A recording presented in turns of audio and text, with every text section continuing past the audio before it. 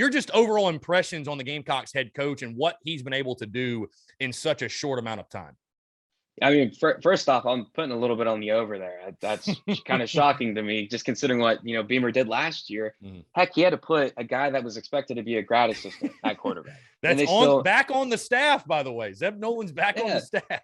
Exactly. I mean, it's like, do we understand what he did last year and still got him to a bowl victory? I mean, it's astonishing stuff, man. It's, what he's doing. I think more than ever, the head coaching position in college football is becoming more of, a culture-based position, and a leader, as opposed to being in X's and obviously they're still going to have an impact in there, heavy impact.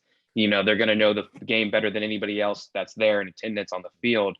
But at the end of the day, their most important job is making a culture, a group work together with the way kind of today's society is. And, social media, of course, plays a part in that. It's kind of easy to get lost, right? Because you'll talk to some coaches too. I've talked to them where it's like, I don't want to hype any of these guys up because I don't want them to kind of get in over their head and think they're the next greatest thing, right? They kind of want to temper expectations a bit to remind them this is a team and we have team goals. You look at Shane Beamer, that's him, right? I mean, you can see that he has built a special culture there and you can hear it out of South Carolina. And I think that's kind of the big allure there. We've heard some of the people that transferred in, they've said that. I mean, this was a big draw to them. And you see some of the clips too, some of the stuff they have, and it's not what Shane Beamer is. That's not easy to fake. I mean, that's a genuine stuff there. So, you hear a lot of coaches too, that maybe been calling plays for years, many, many years. They're giving it up now to focus more on that aspect. And, I think with South Carolina, they're in good hands in that regard. And you can see that he's trying to build something, like his father did, kind of build something special.